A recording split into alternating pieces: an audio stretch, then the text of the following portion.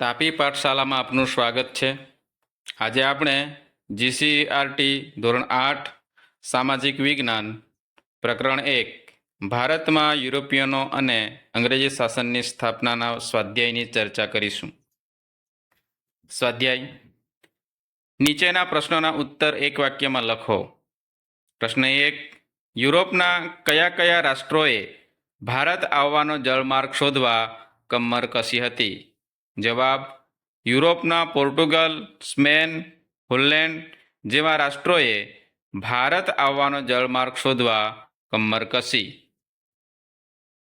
પ્રશ્ન 2: યુરોપની પ્રજાને ભારતીય મરી મસાલાની ખૂબ આવશ્યકતા સાથી હતી? જવાબ: યુરોપની પ્રજાને ભારતીય મરી મસાલાની ખૂબ આવશ્યકતા હતી કારણ કે યુરોપની પ્રજા મહદઅંશે માંસાહારી હતી. માંસ સાચવવા ભારતીય મરી મસાલાની ખૂબ જ જરૂરિયાત રહેતી હતી. પ્રશ્ન 3: કયા યુદ્ધના પરિણામ સ્વરૂપ બંગાળમાં દ્વિમુખી શાસન પદ્ધતિ અમલમાં આવી? જવાબ: બક્સરના યુદ્ધના પરિણામ સ્વરૂપ બંગાળમાં દ્વિમુખી શાસન પદ્ધતિ અમલમાં આવી.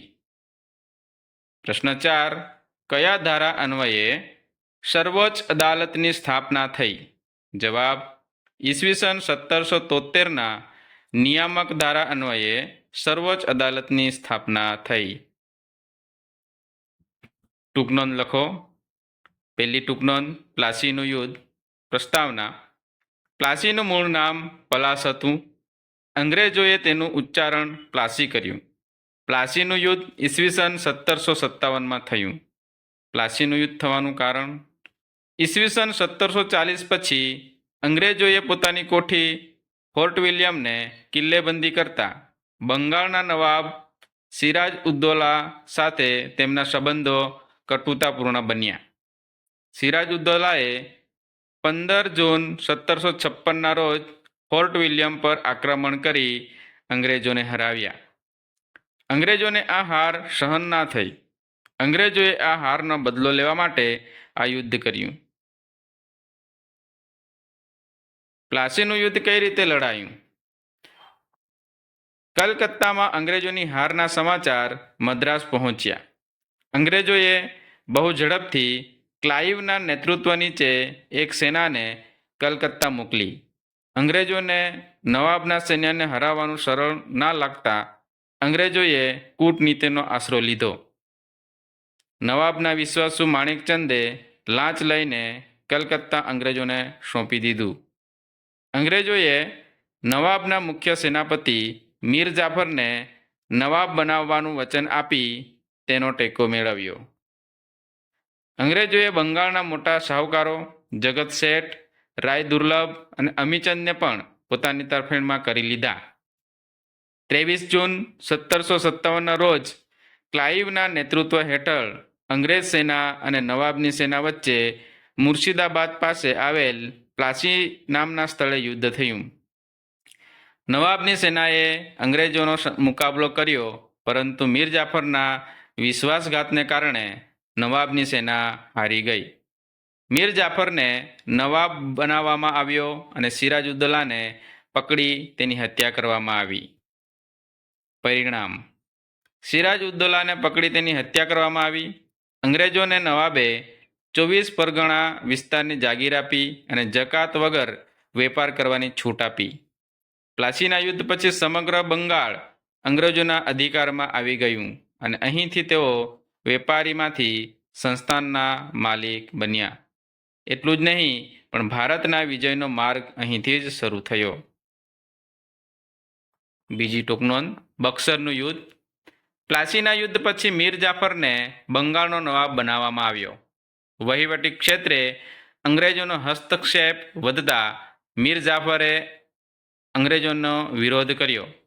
તેથી અંગ્રેજોએ મીર જાફરને બંગાળના નવાબ પદેથી હટાવીને તેના જમાઈ મીર કાસિમને બંગાળનો નવાબ બનાવી દીધો. બંગાળના નવાબ મીર કાસિમે અવધના નવાબ અને મુઘલ સમ્રાટ સાથે મળી અંગ્રેજોને ભારતની બહાર હાંકી કાઢવા માટેની યોજના બનાવી. બંગાળના નવાબ મીર કાસિમ અવધના નવાબ સુજા ઉદ્દૌલા મુગલ બાદશાહ આલમ બીજાની સંયુક્ત સેના 50,000 જેટલા સૈનિકોની બનેલી હતી, જ્યારે કંપનીની સેના 7,072ની હતી. મેજર મનરોના વડપણ હેઠળ ભારતના આ 3 શાસકો સાથે બક્સરનું યુદ્ધ 22 ઓક્ટોબર 1764માં થયું. બક્સરના યુદ્ધમાં અંગ્રેજો જીત્યા અને પ્લાસીનો નિર્ણય દ્રઢ બન્યો. બક્સરના યુદ્ધથી અંગ્રેજોને બંગાળ, બિહાર અને ઓડિશાના દીવાની અધિકારો પ્રાપ્ત થયા, એટલે કે તેઓ વિધિસરના માલિક બન્યા. બક્સરના યુદ્ધ પછી વહીવટી જવાબદારી નવાબના શિરે રાખી. આથી બક્સરના યુદ્ધથી દ્વિમુખી શાસન પદ્ધતિ અમલમાં આવી. ત્રીજી ટૂંકનોંધ: તૃતીય અંગ્રેજ મરાઠા યુદ્ધ. મરાઠા અને અંગ્રેજો વચ્ચે કેટલાક યુદ્ધ થયા. પ્રથમ યુદ્ધમાં સાલબાઈની સંધિ થઈ. બંનેએ એકબીજાના ક્ષેત્રો પરત આપવાનું નક્કી કર્યું. કોઈની હાર જીત ન થઈ.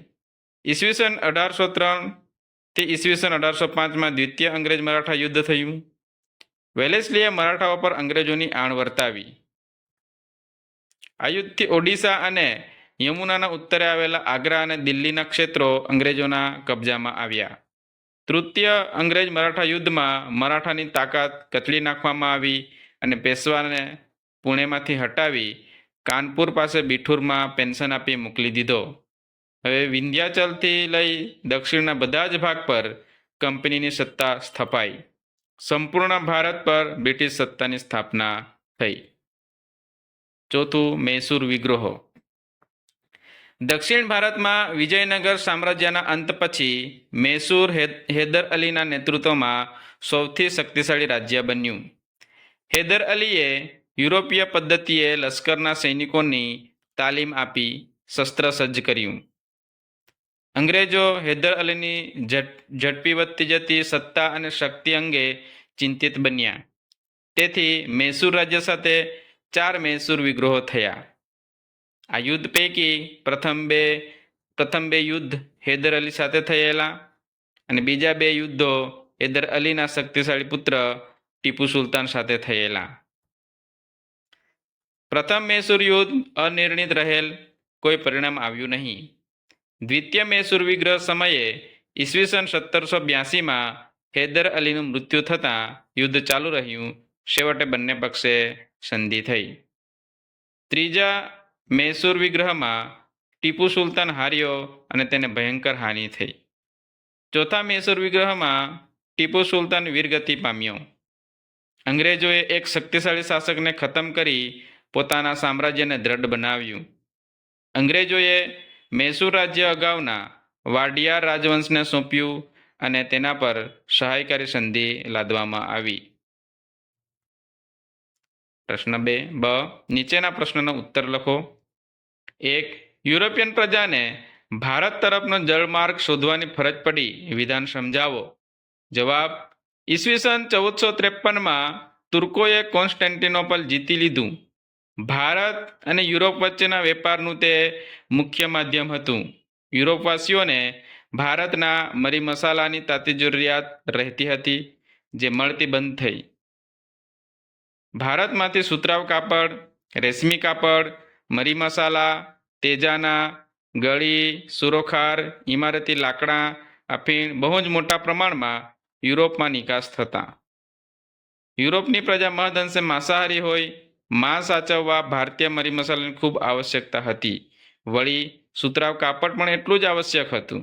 પરિણામે યુરોપિયન પ્રજાને જમીન માર્ગે થતો વેપાર બંધ થતાં નવા જળમાર્ગો શોધવાની ફરજ પડી. પ્રશ્ન 2. બ્રિટિશ પોલીસ તંત્ર વિશે મુદ્દાસર નોંધ લખો. જવાબ: લશ્કર જેટલું જ મહત્વનું બ્રિટિશ પોલીસ તંત્ર હતું. બ્રિટિશ પોલીસ તંત્રની શરૂઆત ગવર્નર જનરલ કોર્નવોલિસે કરી હતી. કોર્નવોલિસે પરંપરાગત ભારતીય સામંતશાહી પોલીસ ખાતાની જગ્યાએ આધુનિક પોલીસ ખાતાની સ્થાપના કરી. જિલ્લા કક્ષાએ પોલીસ અધિકારી તરીકે જિલ્લા પોલીસ અધિક્ષકની નિમણૂક કરી. વિભિન્ન જગ્યાએ પોલીસ સ્ટેશનની શરૂઆત કરાવી. તેના પર એક ફોજદારની નિમણૂક કરી. ગામડામાં ચોકીદારની નિમણૂક થતી. પોલીસ તંત્રમાં પણ ઉચ્ચ હોદ્દાઓ પર માત્ર અંગ્રેજો જ રહી શકતા. ભારતીયો સિપાહી કક્ષાએ કામ કરતા હતા. પ્રશ્ન 3. બ્રિટિશ શાસનથી ભારતમાં અવિશ્વાસનું વાતાવરણ ઊભું થયું. આ વિધાન સમજાવો. જવાબ: આપણે બ્રિટિશ વહીવટીતંત્રને આધુનિક વહીવટીતંત્ર કહી શકીએ, પરંતુ તેનો ઉદ્દેશ ભારતમાં બ્રિટિશ સામ્રાજ્યને મજબૂત બનાવવાનો હતો. એટલે ભારતીયો આ વહીવટીતંત્રનો પૂરતો લાભ લઈ શક્યા નહીં. અંગ્રેજોએ નિરંકુશ રીતે ભારતીયો વિરુદ્ધ આ કાયદાઓ દ્વારા વ્યવહાર કર્યો હતો. એટલે બ્રિટિશ શાસનથી ભારતમાં એક અવિશ્વાસનું વાતાવરણ ઊભું થયું. પ્રશ્ન 4. દ્વિતીય અંગ્રેજ મરાઠા યુદ્ધનું પરિણામ જણાવો. જવાબ: મરાઠા અને અંગ્રેજો વચ્ચે કેટલાક યુદ્ધો થયા. દ્વિતીય અંગ્રેજ મરાઠા યુદ્ધ ઈસવીસન 1803 થી ઈસવીસન 1805 થયું. વેલેસ્લીએ મરાઠાઓ પર અંગ્રેજોની આણ વર્તાવી.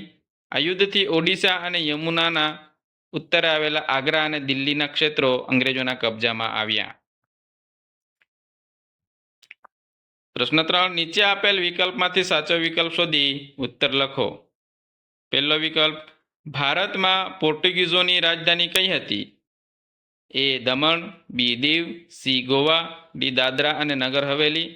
તો જવાબ આવશે સી ગોવા. વિકલ્પ 2. ગોલકોંડાના શાસક પાસેથી ફરમાન મેળવી મછલીપટ્ટનમમાં પોતાનું સ્થાન જમાવનાર યુરોપિયન પ્રજા કઈ હતી? એ અંગ્રેજ, B Dutch, C French, D Danish. જવાબ આવશે બી ડચ. વિકલ્પ 3. ભારતમાં ન્યાયતંત્રની શરૂઆત કરનાર અંગ્રેજ અધિકારી કોણ હતો? A Dalhousie, D Wellesley, C Clive, D Warren Hastings. જવાબ આવશે ડી વોરન હેસ્ટિંગ. આભાર.